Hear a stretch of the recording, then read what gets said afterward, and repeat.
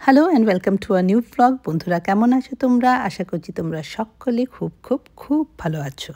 শরীর যখন খারাপ হয় তখন মনে পড়ে আমাদের অনেক দিন হয়েছে মেডিকেল চেক আপ হয়নি। সুব্রতর মাঝখানে হয়েছিল, কিন্তু আমার 1 বছরের বেশি হয়ে গেছে। তাই দুজন মিলে আজকে এসেছি CGHS-এ। এখান থেকে রেফার করে দিলেই আমরা মোটামুটি সব রকমই টেস্ট ফ্রি অফ কস্ট করে নিতে পারবো। লাস্ট ইয়ার USG, প্যাপ স্মিয়ার সব কিছুই করে নিয়েছিলাম। এবছরের ড্রিলটা বাকি আছে। তবে শুরু করব শুধু লিপিড প্রোফাইল দিয়ে। এই যে ঝা চকচকে CGHS কমপ্লেক্সটা দেখছো, এটা জাস্ট রেনোভেটেড হয়ে খুলেছে। লাস্ট ইয়ার অবধি এই জায়গাটায় ছিল কিছু প্লাস্টিকের চেয়ার আর কয়েকটা পেডেস্টাল ফ্যান। আর এখন ফুললি এয়ার কন্ডিশন, দেখে বোঝাই যাচ্ছে না গভর্নমেন্ট না প্রাইভেট। দেখে মনটা একদম খুশি খুশি হয়ে গেল। গরমের সময় এখানে বসাটা যে কি কষ্টের ছিল কি বলবো। যাই হোক, CGHS-এ কিন্তু আজকে বেশিক্ষণ সময় লাগেনি। আর দেখো বাইরে কি রোদ্দুর, চোখটা খুলে তাকাতেও পাচ্ছি না ঠিক করে। খুব দরকারি কাজ না থাকলে সকালের দিকটা কিন্তু আমার বাইরে বেরোনো হয় না। ঘরের ভেতরটা যেহেতু ঠান্ডাই থাকে, তাই একটা মোটা ওভারশার্ট পরে চলে এসেছি। আর আজকে একটা অদ্ভুত ব্যাপার হলো। বাড়ি থেকে বেরিয়ে গাড়িতে বসেই হঠাৎ আমি সুব্রতকে বললাম, আজকে আমার আখের রস খেতে ইচ্ছে করছে। কোথায় পাওয়া যাবে বলো তো? সল্টলেকের সব জায়গায় কিন্তু আখের রস পাওয়া যায় না। সুব্রত তাই কয়েকটা জুসের দোকানের কথা বলল। আমি বললাম ওখানে অরেঞ্জ, মিক্সড ফ্রুট এইসব পাবে, আখের রস পাবে না।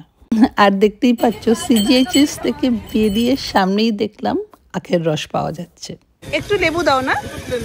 প্রথমেই কিন্তু চেক করে নিয়েছিলাম কোনো বরফ বা জল দিচ্ছে কিনা। না, ওর মধ্যে কিচ্ছু মেশানো হয়নি, জাস্ট ফ্রেশ জুস। সুব্রত তাড়াতাড়ি করে ভদ্রলোকের নাম্বার নিয়ে নিল।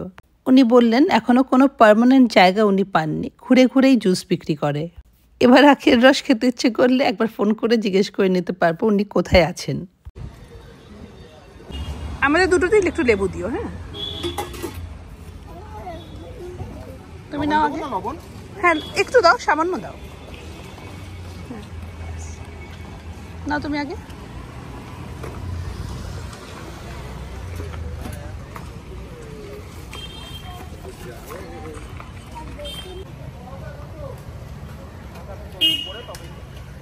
আজকে আমার কপালে ছিল, কখনোই মনে হয় না যে আখের রস খাই, আজকে হঠাৎ করে মনে হলো। যাই হোক, ওখান থেকে ফিরে স্নান করে সোজা কম্বলের ভেতরে ঢুকে গেলাম। শরীরের ভেতরে একটা উইকনেস তো আছেই। তারপর একটু রেস্ট নিয়ে সোজা ঢুকে গেলাম রান্নাঘরে, শুধুমাত্র সুব্রতর জন্য কই মাছ বানাতে। আজকে ঘুম থেকে ওঠা থেকে একটাই গল্প শুনছি, কই মাছের গল্প। সুব্রত যার কাছ থেকে মাছ নেয় সে সুন্দরবনের কাছে মালঞ্চ থেকে আসে। কোনো ভালো মাছ পেলে আগে থেকেই সুব্রতকে ফোন করে দেয়। সুব্রতর সঙ্গে মাছওয়ালা সবজিওয়ালার একটা দারুণ বন্ধুত্ব। আর এখানে আমি আমার মনের দুঃখের কথা তোমাদের বলছি। কিন্তু কি করবো বলো, সুব্রতকে দেখেই মনে হচ্ছে সারাক্ষণ মাথায় কই মাছটা ঘুরছে। আলাম থাক বাবা, আমি বানিয়েই দিই। সুব্রত মাছ পাগল, he is simply crazy about fish. আর যেহেতু একটা লম্বা পিরিয়ড কেরালায় কাটিয়েছে, এইসব মাছগুলো থেকে ডিপ্রাইভ ছিল। তাই যতই বলি আর মাছ আনতে হবে না, কি কার কথা শোনে। শর্টকাটে রান্না করে ফেলেছি, অলমোস্ট ডান। চোখ বন্ধ হয়ে আসছে। বাঙালদের রান্নায় একটা সুবিধে আছে, খুব একটা মশলাপাতি লাগে না, একটু ভালো করে জাল দিলেই হলো। কই মাছটা শুধু জিরে বাটা দিয়ে বানালাম। আমি রান্নায় কোনো রেডিমেড গুঁড়ো মশলা ইউজ করি না। জিরে হোক ধনে হোক ফ্রেশলি গুঁড়ো করে নিই। আজকে জিরের সাথে শুধু 2টো শুকনো লঙ্কা ঘুরিয়ে দিয়েছিলাম। মাছের ঝোলের রঙটা কি সুন্দর হয়েছে দেখো। ধনেপাতার সাথে লাস্টে কি দিলাম বলো তো? অল্প একটু কাঁচা সর্ষের তেল। রান্নাটা করেই আবার ঢুকে গেলাম কম্বলের ভেতর। তাই সুব্রত খেয়ে কতটা খুশি হয়েছিল সেটা আর রেকর্ড করতে পারিনি। কি বলো তো, আজ যে আমি আমার রান্নাঘরটাকে ভালোবাসতে শিখেছি তার কারণটাই হলো সুব্রত। যখন কিছু জানতাম না তখনও মোটিভেট করেছে, আর এখনও মোটিভেট করেই যাচ্ছে। পরের দিন সকালের সিনটা ছিল ঠিক এরকম। সুব্রত রাতেই বলে রেখেছিল কালকে কিন্তু তোমাকে একটু সকাল সকাল উঠতে হবে, কারণ ব্লাড নিতে আসবে। ব্লাড নিতে জেনারেলি ছেলেরাই আসে, তবে সুরক্ষার থেকে উনি কিন্তু আমাদের বাড়িতে এই সেকেন্ড টাইম এলেন। আমরা ওনার কাছে শুনছিলাম যে মেয়ে বলে ওনাকে এই প্রফেশনে কত প্রবলেম ফেস করতে হয়। অনেকে পছন্দ করে না এই ভেবে যে মেয়েরা ইনফিশিয়েন্ট, তবে উনি যে নিজের কাজটা কত ভালোভাবে করেন আমরা জানি। আমরা মনে করি মেয়েরা কাজ করাটা এখন খুবই নর্মাল ব্যাপার, ইনফ্যাক্ট কাজ না করাটাই অ্যাবনর্মাল। কিন্তু এখনও যে মেয়েদের কাজের জায়গায় কত প্রবলেম সহ্য করতে হয়। উনি বলছিলেন অনেকেই নাকি দরজা খুলে ওনাকে দেখে ভীষণ বিরক্ত হন। এদিকে সুব্রত ভিডিও করতে করতে ওনাকে বলল, এটা কিন্তু আপলোড হবে। বেচারা তাড়াতাড়ি করে বলল, বাবা আগে মাস্কটা লাগিয়ে নি। ম্যাডামটা কোনো বাচ্চাদের মতো মনেই তো হয় না, তো বসে খুব ভালো, এরমই থাকবে। মনটাই বাচ্চা থাকলে ভালো তো। হ্যাঁ, আর এরমই থাকবেন ম্যাডাম। এরম আজকাল মানুষ নেই আর,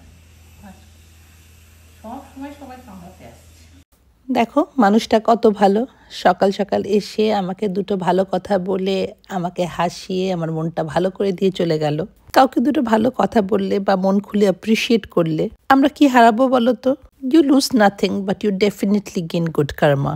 একটা মানুষকে যদি তুমি 4 বার বলো যে ইউ আর লুকিং টায়ার্ড, তোকে ভীষণ ক্লান্ত লাগছে, তোর কি হয়েছে বলতো, that person will start feeling tired.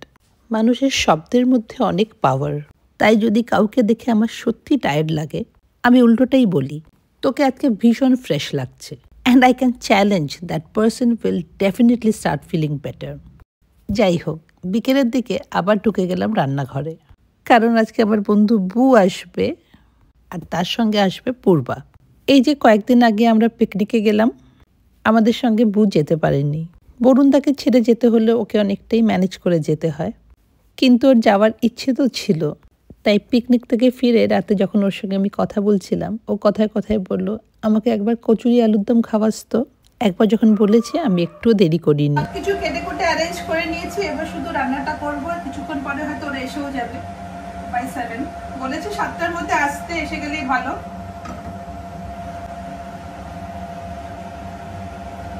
আমি আলুর দমে আলু সেদ্ধ করি না, আলুটাকে নুন হলুদ দিয়ে শুকনো লঙ্কা দিয়ে ঢেকে ঢেকে ভেজে নিই। সেদ্ধ করলে আমার মনে হয় টেস্টটা চলে যায়, টেস্ট কম হয়ে যায়। তাই আমি সবসময় এরকম করে ভেজে সেদ্ধ করে তারপরে আলু দম বানাই। চলো এবার আলুর দমটা বানাই।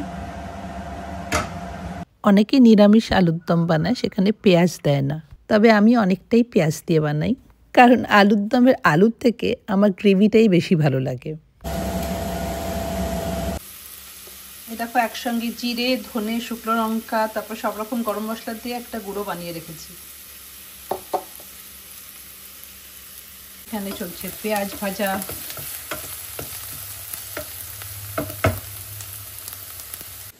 আজকে বিশেষ কিছু মেনু নেই, শুধু কচুরি আলুর দম। আর একটু মাছের ফিলে ছিল, সেগুলোকে ছোট ছোট করে কেটে রেখেছি। ভাবছি চিলি ফিশটা একটু বানিয়ে দেবো। মেন কোর্স কচুরি আলুর দম, আর কিছু না। আর কচুরি আলুর দমের সঙ্গে আর কিছু লাগেও না, তাই না? মেন কাজটা হচ্ছে শুধু মশলা কষানো। যতটা মশলা কষানো হবে টেস্ট ততটাই ভালো হবে। পেশেন্সের পরীক্ষা, বুঝতে, পেশেন্সের পরীক্ষা।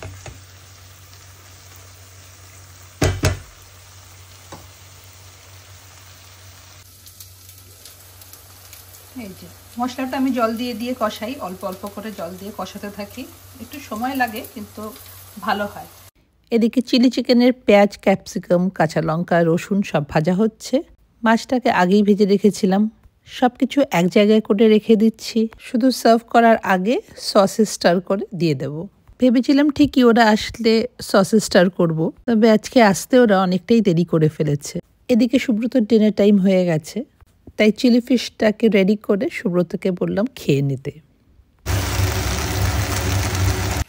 হ্যাঁ তুমি খেয়ে নাও, কারণ ওদের আসতে এখন অনেক দেরি। একজন হসপিটাল থেকে সবে ফিরেছে, দুজনেই হসপিটাল থেকেই ফিরেছে। তুমি খেয়ে নাও, তোমাকে চিলি চিকেনটাও দিচ্ছি, দাঁড়াও।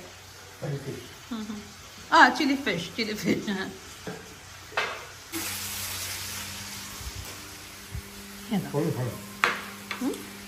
কেমন হয়েছে আলুর দম?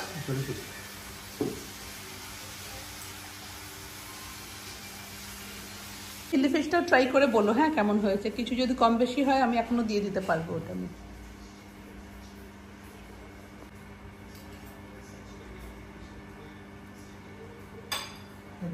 ঠিক আছে।